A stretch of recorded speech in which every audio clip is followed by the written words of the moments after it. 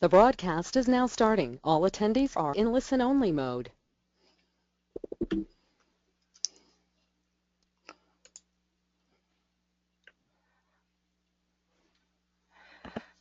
Good afternoon, everyone. Thank you for attending the YANGtime webinar. Today we have Emerging Trends and Opportunities in Vehicle Connectivity with Michael Blicker. Before we get started, we have a few announcements from the Yang Council. Applications for the Next Step program are due March 1st, so that deadline is quickly approaching. You can join us May 5th through the 7th in Bonita Springs, Florida. More information on that can be found at autocare.org/yang. Yang will also be hosting the 2016 Leadership Conference. Registration is now available. Join us at the first of its kind Leadership Conference. You can earn CEU credits, meet and network with your industry peers. That's also in Bonita Springs, Florida, in conjunction with the Auto Care Association's Leadership Days. And finally, the 2016 Legislative Conference in Washington, D.C., June 13th and 14th. More information can be found on that online at autocare.org/yang, and you can email David Pinkham directly for more information on that. Today we have Michael Blicker. Michael is a seasoned veteran of the global automotive industry. He earned a double major in electrical engineering and economics from Carnegie Mellon University in Pittsburgh, Pennsylvania.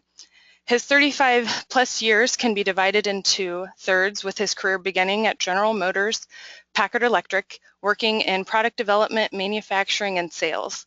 The next third was spent with Magna International's electronics, interior trim, and hardware controls divisions, where he enjoyed a career that evolved into the director of cross-group modularity, developing new standards for vehicle architecture, integration of interior trim with mechatronic amalgamation.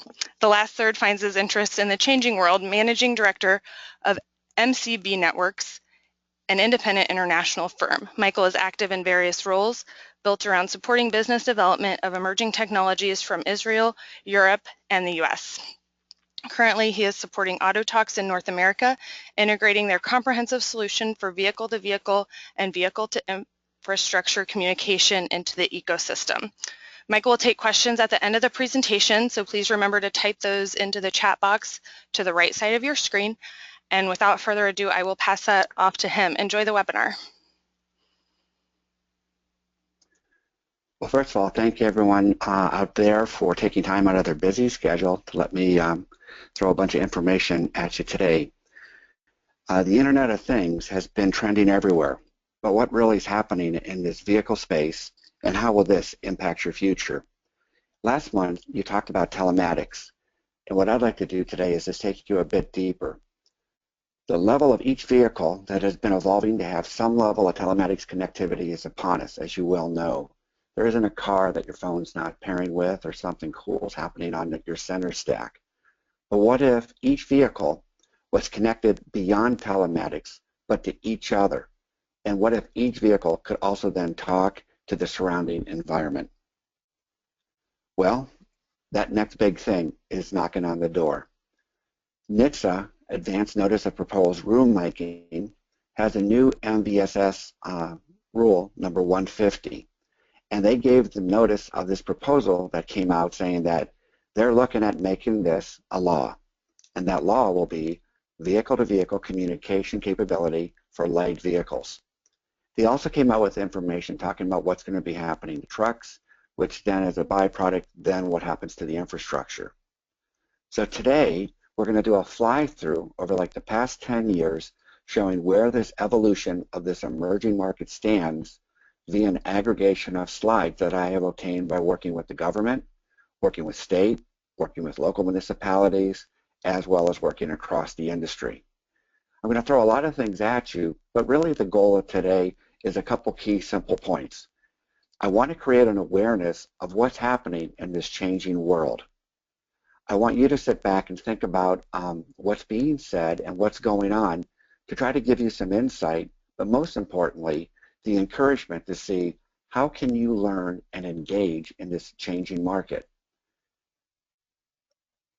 So what happens when this ruling is a go? Well, all the OEMs will then be required to align to the new ruling by adding this dedicated short-range communication connectivity functionality to the new vehicles. This happened back in the 70s when there was discussion of engine controls that you had to have specific ignition on a vehicle. And back then there was the famous Holley carburetor that turned into a closed-loop carburetor control system that then evolved in the throttle body and different manifold injection systems to the multi-port fuel injection systems we're seeing today. So back then, when people were thinking about, oh my gosh, what am I going to add to my toolbox? What's going to be the products I'm going to need? I don't think anyone imagined the explosive growth of what engine controls really did related to performance on a vehicle, as well as the benefit as a byproduct, the emissions improvements that we get. So all of those, everything from idle actuator controls to the new oxygen sensors, to barometric sensors, manifold pressure sensors, as well as the OBD2 connector that's now on every vehicle. How do you diagnose a problem on a car as well as interface to it? So when this ruling goes live, think about what it's going to be doing to the market. We already heard the announcement that in 2017, Cadillac will bring out the very first car that will have vehicle-to-vehicle capability on it. But when you think about that, it doesn't really do much if I was the only person in town that had an iPhone and no one else had a phone to talk to me. So we know that there's over 250 million registered vehicles in the USA today. So from retrofitting that vehicle, from the design of new hardware, the new development of what these applications could be for the car, all the way to supporting installation into these vehicles, storing the product in your warehouses, new products to be sold, is a tremendous opportunity for value creation, increase in employment, sales, and service, and even all new careers. Some of the jobs that are going to emerge from this are jobs that aren't even known what they're going to be. But what is in place today and what has been going on in the industry? So let me just jump back a bit to this year when we were at SEMA and the Apex show. I had an opportunity to speak there with Walt Fair, and Walt happens to be the program lead manager from the U.S. Department of Transportation. And the specific topic that we took to Apex was talking about what happens with these aftermarket devices and connected vehicles, and how does it impact this future of transportation. So looking at this government activity, there's a role of aftermarket parts. As I stated, one of the ways of accelerating the critical mass of that connectivity is taking the existing vehicles on the road today and connecting them. So a lot of activity was going on with dealing with large fleets and what's going on in this aftermarket space. So my slides are going to continue in a collation of looking from the government, jumping to a state, jumping to test centers, and so you can see how much work has been done. So this is just not future, the future is now. The role of aftermarket parts. These aftermarket parts are crucial to accelerating the deployment of getting to the critical mass of vehicles interacting. The vehicle components are part of a much larger system. All devices will need to work well in an automotive environment. Think about the early days of just changing a radio in a car. All you were worried about was getting good reception.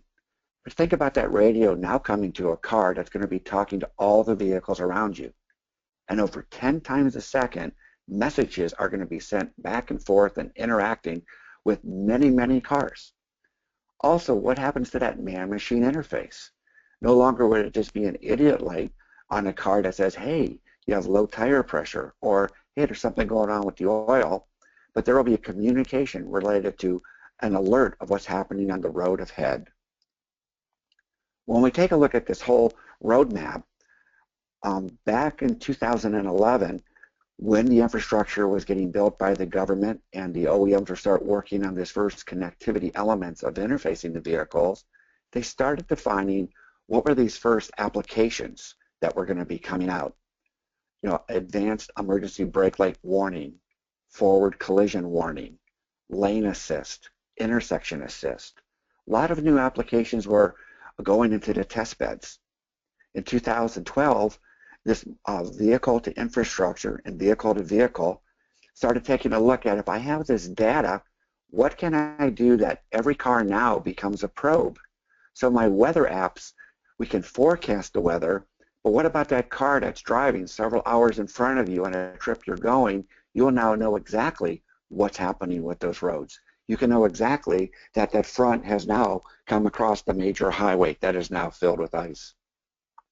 In 2013, this application development continued and started to take on a life of its own.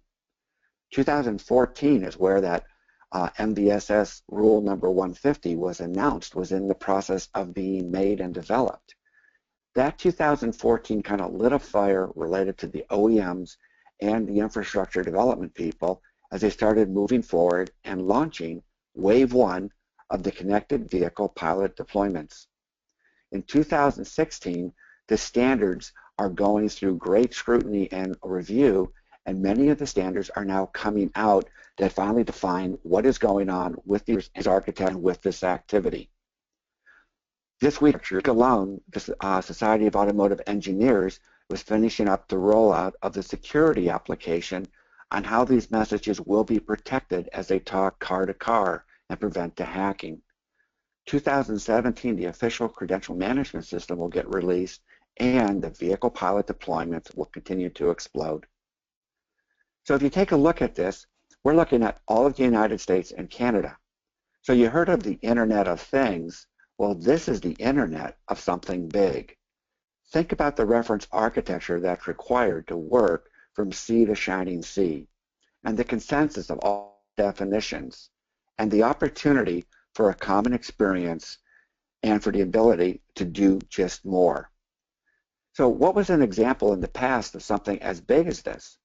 Well, we think back, and I have to go back to even my grandpa and my parents, when we were thinking about the roads that were being built across America.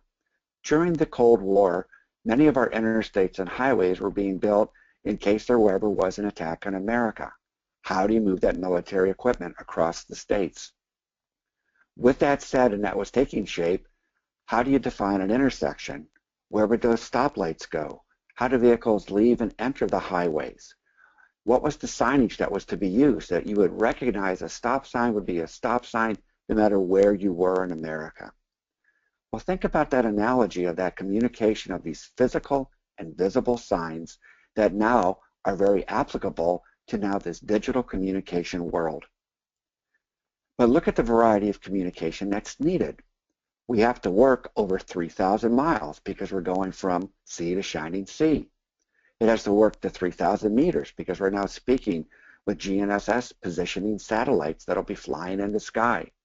We have to be at 300 meters where we're looking way ahead down the road as we're coming to these intersections, and we have to even work under 3 meters so I can know where my car is in the lane compared to other cars.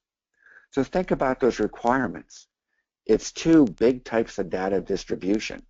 It's to all, because I want to broadcast to the masses what's going on in a safe and an anonymous way, but also it's information from all coming specifically just to one, so that my vehicle can benefit from that information to know what to do and how to interact in these upcoming situations. So just like when you're trying to build a house, you need to have a blueprint. Or if you're trying to build a part, you need a drawing. Well, to date, the government now has issued what we call the Unified Implementation Layer. This baseline layer talks about this ecosystem, a specific color for a car, a color for a third-party personal device that would be in the car, such as a handheld phone. What part is the state DOT activity? What are the US DOT activities? And what is this backhaul server that's going to aggregate this data and disperse it across the nation? So the focus then had to come, if I'm sending these messages, what are these message packets? How do you develop what goes into that? So the basic safety message format started to take shape, and those requirements are now defined. Just thinking too, for the area of like SPAT, signal phasing and timing. How do I get streetlights to uniformly work to communicate the phase they're in and when that light's going to turn green? Also then, how do I redistribute the data that is in the USDOT warehouse related to travel situations to deal with weather and alerts and areas of emergency? How do I aggregate all of this? Those steps are well in place now and moving forward. And so what we're seeing is we're getting a common understanding related to even how we do the universal time control. So no matter what time zone I'm in or where I'm at, within 1 millisecond, we will know exactly that data stamp in that basic safety message. It will know longitude and latitude and elevation. And in many of these applications, I even know the yaw rate sensor in my steering wheel to know if that vehicle's turning, besides the speed it's at, and what else is happening related to the brakes being on or off in that vehicle. So the government has been putting the money where their mouth is, realizing that we have well over 29,000 deaths, and that if the cars could talk, then the cars would not need to crash. Over 85% of the collision events that happen today can be done away with car-to-car communication. But it all started with the government putting the money in these initial test beds. Even on my last slide, you'll see I'll give a lot of these links again, but there's great opportunities that you can see what's happening in the different states and what's going on with the test beds. Also, there's been major pilot activity.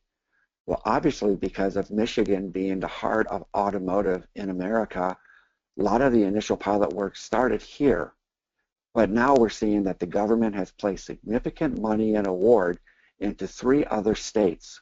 Florida, New York, and Wyoming are the 3 that are ramping up their pilot activity. So Michigan makes sense because we know that over 67% of all intellectual capital for automobiles worldwide is touched in one shape or form in southeastern Michigan. But you may ask yourself, why Florida? Well, being a kid one time growing up, I had the joy of going to Disney. So you think about that vacation state and the highways they have there and the tolling that they have there. So Florida has been kind of like a test bed of where high-speed tolling is going to continue to evolve, as well as the large rental car fleets that can work on this car-to-car communication. But then you may ask yourself the question, why Wyoming? What could happen out there? You can knock over a big steer or a horse that got loose? Well, think about FedEx and UPS. When those trucks are going on their longer journeys to then spin off and break to other states, where will they develop the technology to be much closer in basically a platooning with a group of them together to improve in safety, where the lead driver will have the other vehicles just follow? And also they can be much closer because as soon as one touches the brakes or adjusts the speed of all the vehicles concurrently will be adjusted. And then we come back to the challenge as we've experienced with even a cell phone, getting into an elevator or losing line of sight of that tower and you lose the signal. What happens when you get in these very large urban canyons? Well, that's what New York's about. Trying to drive in the city is another great pilot test bed. So these 4 lead states are just the beginning because all 50 states will have evolving pilot activities.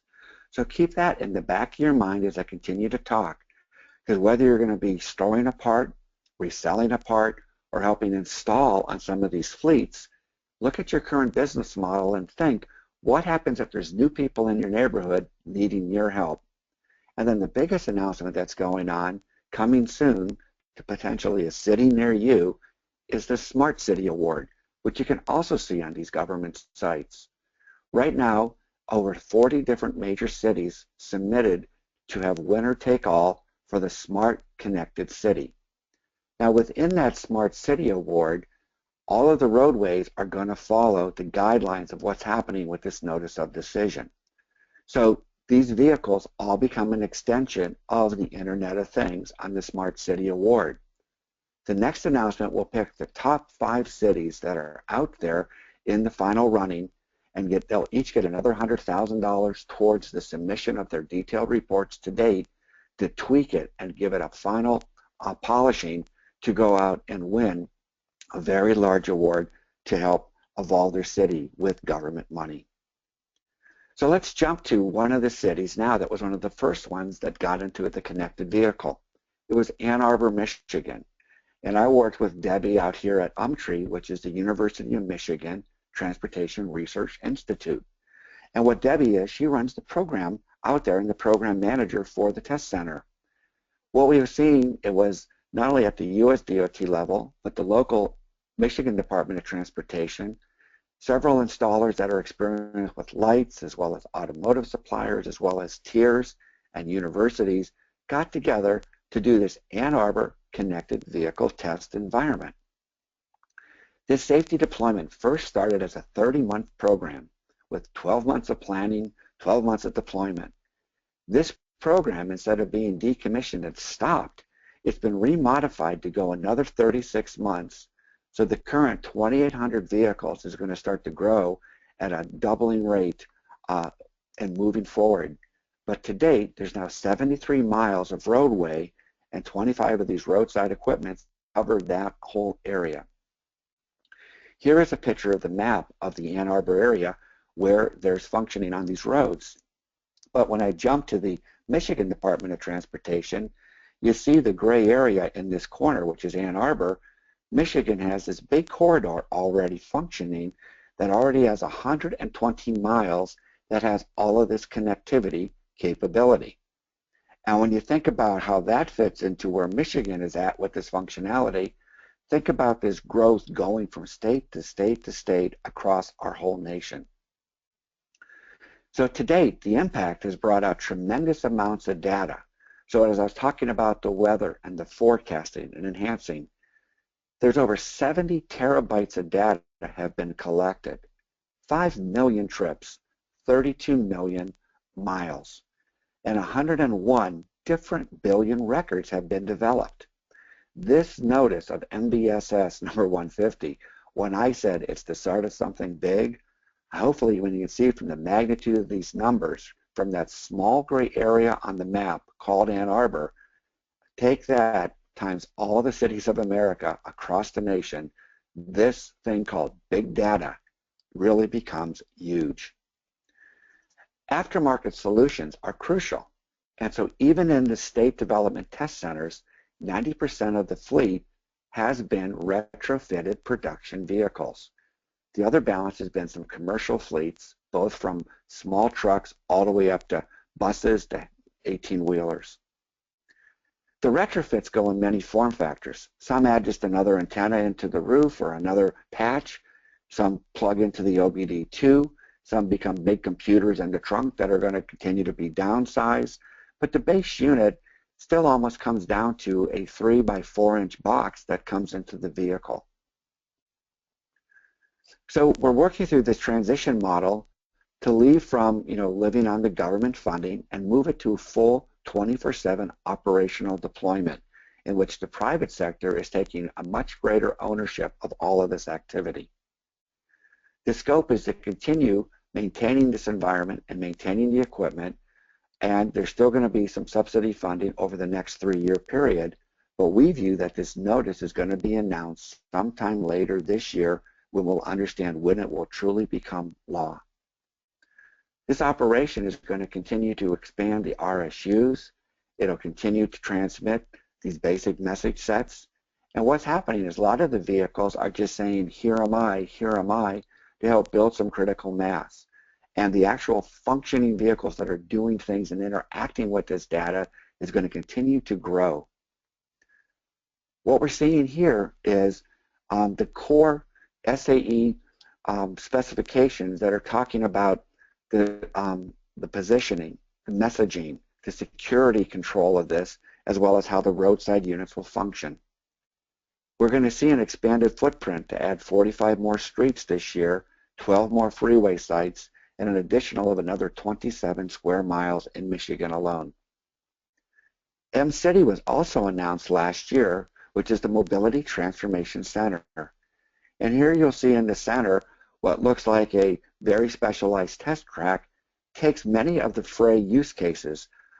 Every intersection of curb, handicap curve, street light, walk light, the different sewer grates, water grates, Simulating what happens in a tunnel, what happens with trees, can all be simulated here for some of the very first test cases of advanced applications before these cars go live onto the roads. Also, the Willow Run Airport is being transformed into an autonomous vehicle center with this DSRC connectivity. So what are these components of the V2I? So if I look at this one pickup truck here, we all know and have seen that cellular phones have been a big heartbeat of the connectivity of the telematics space. You have all seen the commercials of the vehicles that have their own hotspots and they're part of the Wi-Fi communication. And navigation systems have been on cars for many years now, talking to the satellites for the GPS. But the GNSS of greater accuracy is continuing to enhance to give you greater location. The new toy we're seeing coming in is this DSRC box, the dedicated short-range communication.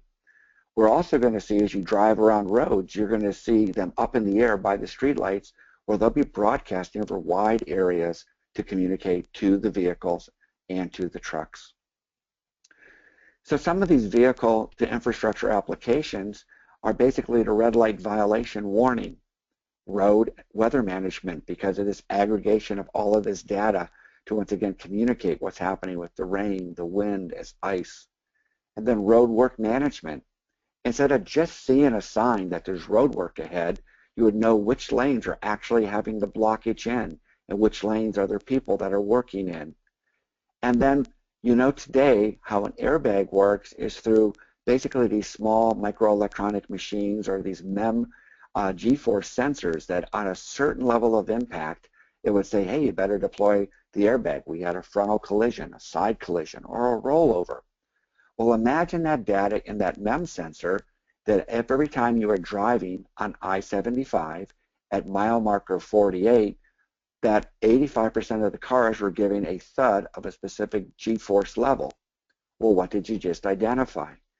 Either no one stopped and the guy you're running over is dead by now, or you're hitting a pothole.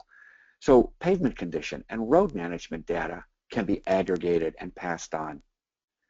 So these increased vehicle deployments in the Ann Arbor Test Center will be growing at 1,500 new installations a year as we introduce the nomadic devices, because you'll be hearing the term V2I for vehicle to infrastructure, the term vehicle to vehicle, V2V, but you're going to start hearing V2P, vehicle to pedestrian.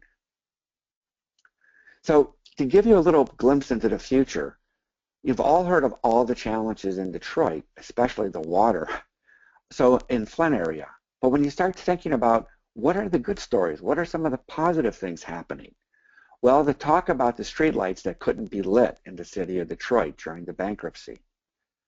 The city of Detroit has secured their own private funding to restore those streetlights, with over 95% of the streetlights are now in place and functioning. But they have done something in this. Not only have they brought the streetlight, they brought the fiber backhaul that takes us to, the whole true internet. They have brought the 802.11.15 and the 802.11, which is both the LTE and the Wi-Fi bands are capable of being hooked up to any of these lamps, and also the 802.11p dedicated short-range communication can be hooked up in strategic areas to get to the critical mass. So when you're taking a look at it from the big picture, what does that do to the city of the future? And this is some of the insight in that connected city that's competing in the Smart City Award. If you have these streetlights that complement the communication, look what you can do. You can now feed parking place detection, city information for the panels, speed and radar, cameras, the bus stops, integrating the advertising panels, integrating even the food and the vending utilization of being tied through the streetlight to get back to the internet to know that your pop machine is running low, as well as where are the waste containers on the level. Is it time to empty them or time just to drive on by? So with all that said, let's jump back again to what Apex and SEMA have been doing over the years. They've been kind of talking about the future and bringing the British are coming, in essence, what's happening in the change. Back in 2006, when we were speaking about what was coming to the vehicles, we started sharing and showing the roadmap of all of the functions happening to a car. from visibility to control, to lane departure, to automatic braking systems that we're seeing now in production.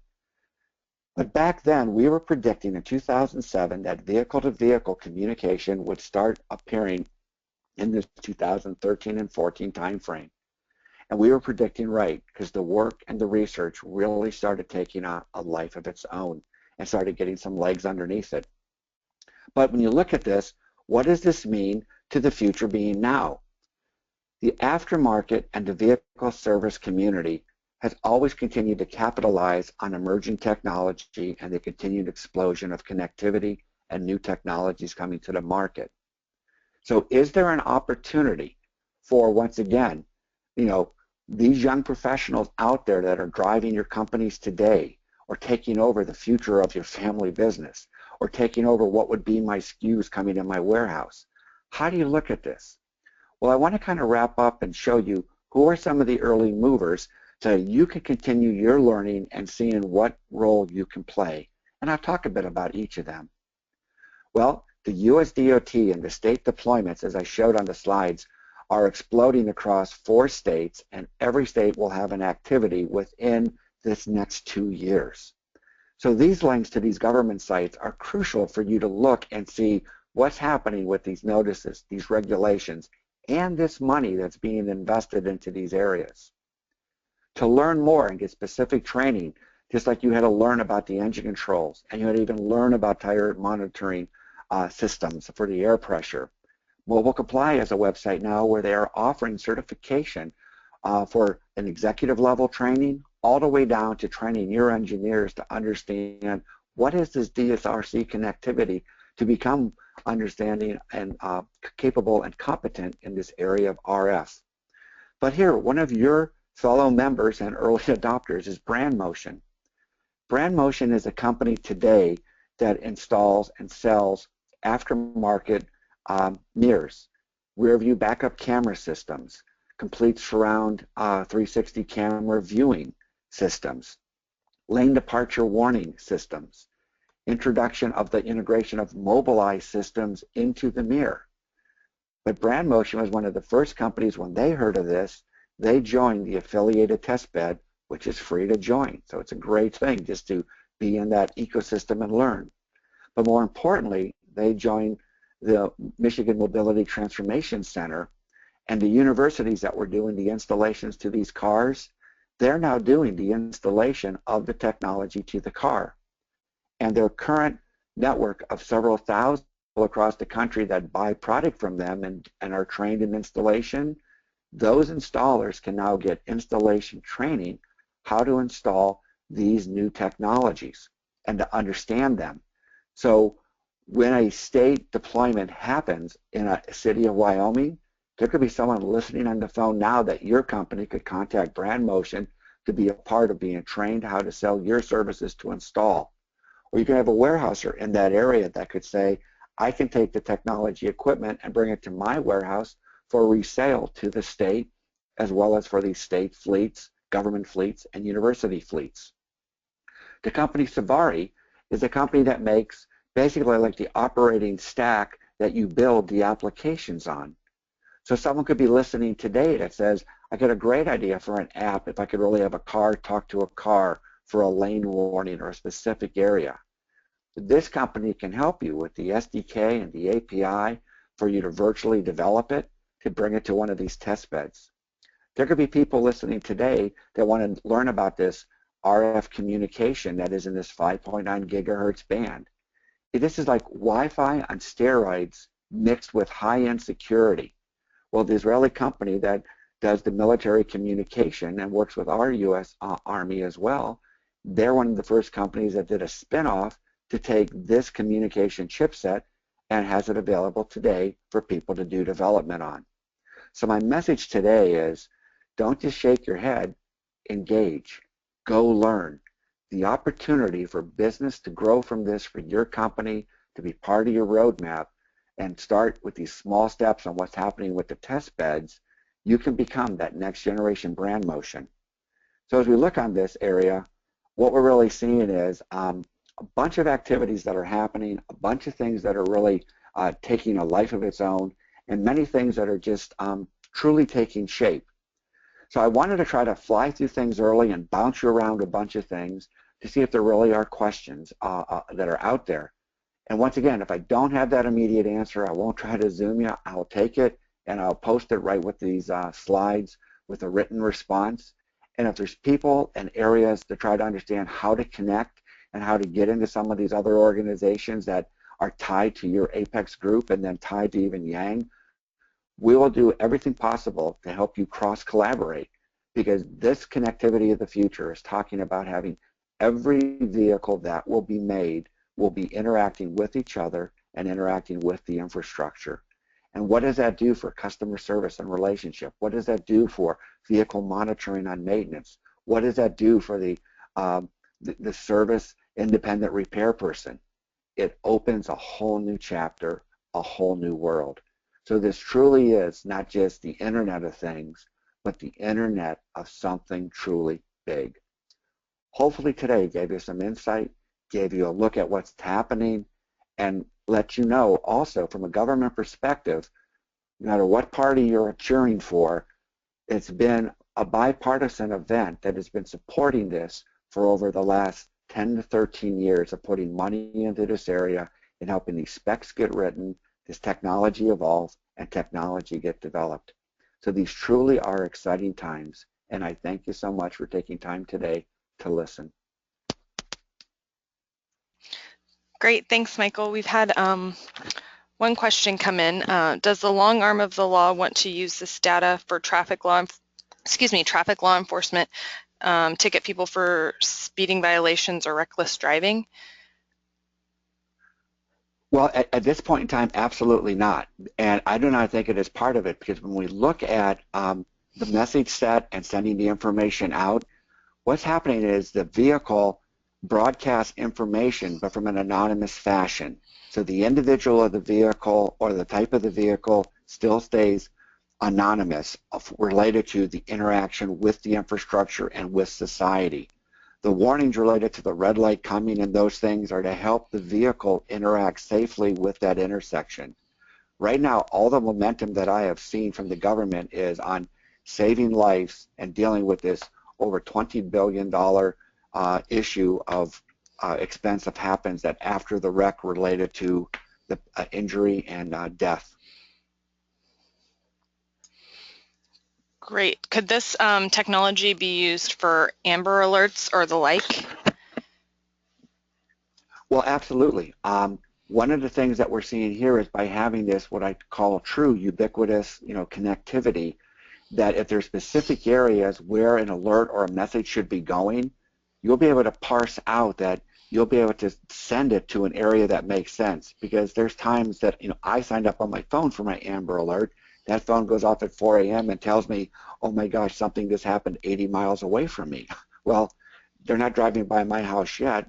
I appreciate being aware, but you can actually pinpoint areas of where the vehicles are at and where you're trying to communicate what's going on. I think one of the slides I had that I didn't put in this, there was that terrible wreck that happened in Michigan on one of the snow whiteouts, that it was over 115 cars just continue to pile into this whiteout area. So the other mindset I want you to think about, you've seen the commercials with the BMWs and the Cadillacs and with the Nissans and even the Subarus that are automatically braking in situations. Those become standalone systems in that car. This technology, as it continues to evolve, I see the day that it will give the warning that not only will that car know that there's an impending emergency, but it'll be able to activate and put the brake on to prevent the collision from happening.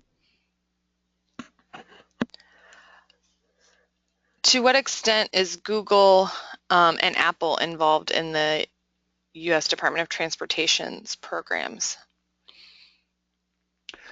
Well, they're at the meetings and they're looking.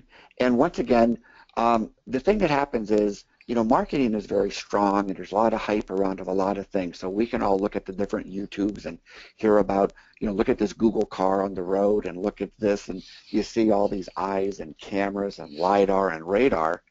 But we have to realize in parallel, the OEMs are still really toe-to-toe with them in this area, and there's a lot of cross collaboration. That Audi that crossed America, the Delphi vehicle that crossed America, right now the Cadillac that's out of Carnegie Mellon, the Cadillac STX, these vehicles, you do not even see a device hanging off the vehicle. It's getting that fully integrated, related to the LiDAR and the radar and the sensing for this autonomous driving. What the dedicated short-range communication brings to that is what I call the blind eye. In those areas when I'm coming to an intersection, in areas I can't see, I can detect 500 meters to even 1,500 meters out what is happening with vehicles approaching that intersection I'm coming to. So it brings what I call the ability to put the ADAS systems on steroid. And the other big term that we're going to be hearing more of is called sensor fusion. When I can take camera data and radar data and LiDAR data and now combine it with another accurate positioning that it can communicate and broadcast back out, that becomes the Rosetta Stone of this car connectivity. We have a few more questions. So what fears are present with hacking a DSRC, and will the government be responsible for security of systems, or will it be similar to a Norton antivirus company? Well, where it's at right now is part of the SAE specifications for that security. But to give you a little insight into what happens is, in every basic message set, there actually is a certificate that is in that message that validates it's a good message that's coming from the vehicle. How does that certificate get developed in the first place? During the build of this system, just like with a garage door opener, there's a specific key that goes in that creates that algorithm for the future signing. Well, imagine that key size starts off as a 1 megabit word. That megabit word then interacts with either the NIST NSA curves or the brain pool curves out of Europe, which then develops this encryption key. So once again, there's big activity with the government and Department of Defense related to two things: how to keep the anonymity of the driver and the vehicle, but then also how to have that secure messaging key and that certificate management. And then what happens if somebody is trying to put out bad certificates? How are those captured and how are those deleted from impacting with the vehicle trying to respond to a false message? So the government has really been stepping up and taking ownership of this activity. But I think the comment that was made, will there be a Norton or a third-party company that is storing data and other activities? That is still taking shape, and I could only be speculating, but there is a lot of public forum discussions on it related to the security certificate management system. Okay, a question relating back to when we were talking about the Amber Alert. Would the connectivity be enabled or like enable a controller somewhere to shut down the engine of a specific car? Do you see that happening in the future?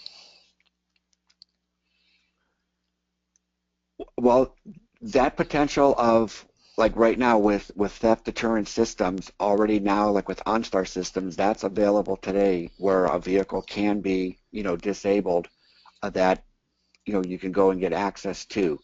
How they would be really doing that, it would only be speculation on my part, but that technology to be able to interact with the vehicle at that level with proper credentials, and that vehicle owner aware of that vehicle, authorize that credential management if an event like that came up. I can say all I know is that that capability is feasible. I just don't know, how it would be administered at this time. Sure. Okay, so one last question has come in. President Obama mentioned in his State of the Union address that he is appropriating $4 billion in federal funding towards self-driving vehicles. How likely is that funding going to be approved by Congress? Well, I really view that this whole issue of the seed money of self-funding of self-driving vehicles is still it's an evolutionary roadmap. But I believe that this funding activity is part of a they use a simple statement on saying what the funding's for, but it does encompass the building of our infrastructure is a big part of the roadways and the other enablements that are needed to really make the future of autonomous vehicles function. So everyone can have the, the Star Wars statement that, we're jumping to autonomous, but really what I see is like that slide I showed of those evolutionary steps of the car getting smarter. I view there's going to be basically this ADAS of vehicles interacting with vehicles, and there's actually 5 levels of autonomous driving, with the 5th level being, a car that you're saying, hey, Hal, come pick me up, and the car shows up with nobody. But already today on cars, you're going to see on the Cadillac Super Cruise that there's areas where you have adaptive cruise control, you have lane departure control, that there are points in time that your hand will leave the wheel of the car and the vehicle will be doing its lane management. And right now they're working on those transitions on how you hand off and take back over again. So my comment is I do view that $4 billion is a beginning of money that's going to be appropriated. And I think when the benefit to society of what's going to be happening, it's more than just saying I have a car that doesn't need a driver. It's the safety aspect really becomes the bigger driver of the whole business use case. Great. Well, thank you for that. That's all of our questions. So with that, we will wrap up for the day. Michael, thank you so much for your presentation. I think we all found it very fascinating. All right. Have a great afternoon, everyone. Thank you, everyone, for joining in and taking time out of your day.